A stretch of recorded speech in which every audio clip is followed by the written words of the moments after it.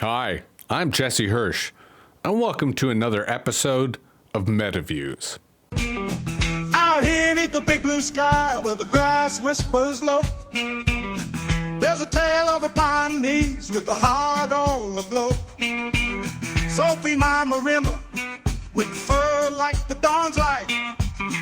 In the fields we roam together, stars guiding us at night. Let's start today's episode with a direct question. Are today's militaries actually capable of fighting today's wars? Not yesterday's wars, not the wars of trenches and tanks, not the wars of mass mobilization and industrial slaughter. Today's wars. The answer, I reckon, is no. And the reason is not budgets, it's not procurement failures, it's not even corruption. It's ableism. Modern militaries are still built around an ancient assumption that a soldier must be physically fit, able-bodied, whole. That strength is muscular, that discipline is physical, that command presence is embodied in a certain kind of body. That model made sense when war was industrial, when bodies were machines, when victory was measured in tonnage and troop numbers. But that is not the terrain we're on anymore. Today's wars are hybrid. They are informational. They are psychological. They are algorithmic. They unfold in data streams and drone feeds and infrastructure sabotage and disinformation networks. They are fought across servers, satellites, social media platforms, and supply chains. The battlefield is no longer the field. And yet our militaries are still selecting, training, and promoting as if it were. Well, let me make this personal. I am disabled. And I say that deliberately, not apologetically. I live inside systems that constantly assume I am less capable. I navigate structures built around someone else's definition of fit. I adapt daily. I improvise. I negotiate energy, perception, timing, constraint. And here's the thing. Those adaptive skills are not weaknesses. They are survival tools. They are strategic tools. The military's ableist framework does not just exclude people like me morally, it excludes us strategically. It throws away cognitive diversity. It discards perceptual difference.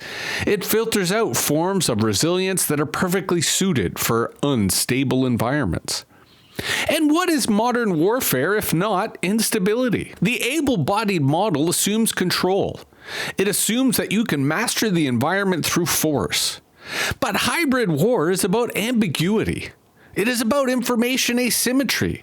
It is not about knowing what is happening until it has already happened. People who live with disability are already experts in uncertainty.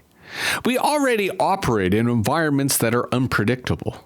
We already build workarounds. We already think in systems because we have to. Why would a military not want that? So let's situate this in Canada. Canada cannot defeat the United States in a conventional war. That's not pessimism, that's arithmetic. The scale difference in kinetic capability is overwhelming. So what's changed? We are not living in a world where conventional war is the only threat. The American political system is destabilizing. Authoritarian consolidation is accelerating. Trade, media, intelligence, cooperation, all of it is shifting. The threat to Canada doesn't look like tanks crossing the border, at least not yet. Instead, it's economic pressure, information manipulation, infrastructure leverage, political destabilization, hey Alberta, legal coercion, cultural annexation, all hybrid war. And in hybrid war, size isn't everything. Resilience is. And right now, the Canadian federal government is increasing military spending. The reserves are being reorganized. The rhetoric of sovereignty is intensifying. This is a moment of design opportunity. We could simply emulate the American model, as we historically have. More hardware, more conventional capability, more centralized command structures, or we could build something radically different. Imagine a distributed national defense network. Imagine intelligence that is transparent by default, participatory by design. Imagine citizens trained not just to shoot, but to analyze, to verify, to map networks of influence, to detect anomalies in information flows. Imagine reserve units that include disabled people, not as symbolic gestures, but as core operational assets. Remote drone operators, cyber defense analysts, signal interpreters, open source intelligence investigators, pattern recognition specialists, community resilience coordinators. That's just a few off the top of my head, none of which would exist at the margins, but rather at the senior leadership level, because this is where ableism is most entrenched. The image of the general, the image of the officer, the image of authority itself is still built around physical command presence. But in networked warfare, authority is epistemic. It's about who can interpret signals, who can synthesize conflicting information, who can remain steady in cognitive overload.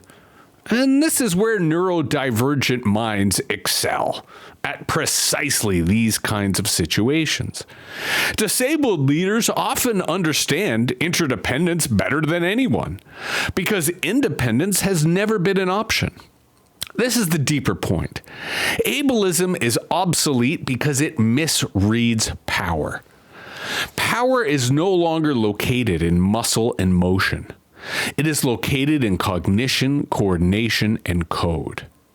The future battlefield is not the front line, it's the feedback loop. It's the sensor network, it's the algorithm, it's the narrative, it's the supply chain, it's the perception of legitimacy. Disability is not a deviation from this future, it's an early adoption to it. Canada itself is a kind of disability in geopolitical terms. Vast territory, small population, dependent trade networks, limited military mass. We have always lived with constraint, and that constraint could become doctrine. Instead of aspiring to overwhelming force, we could aspire to overwhelming participation. A defense system where homes, farms, workshops, and community centers become nodes in a distributed awareness network, where radical inclusivity is not charity, but strategy. Where the question is not, are you fit enough, but how do your differences strengthen the system? And yes, this means rethinking recruitment standards. It means redesigning training, and it means restructuring intelligence organizations. You hear me, CSIS? But the alternative is worse. The alternative is building a 19th century institution to fight a 21st century war. The age of the perfect soldier is over, in spite of what Hollywood and OpenAI might try to tell you. The age of the collective defender is here. Imperfect, interdependent, inclusive. And I include myself in that collective. Not because I want to be symbolically included, but because I know that if we continue to exclude people like myself, we are weakening ourselves deliberately. The question is no longer whether militaries can afford to include disabled people. The question is whether they can afford not to.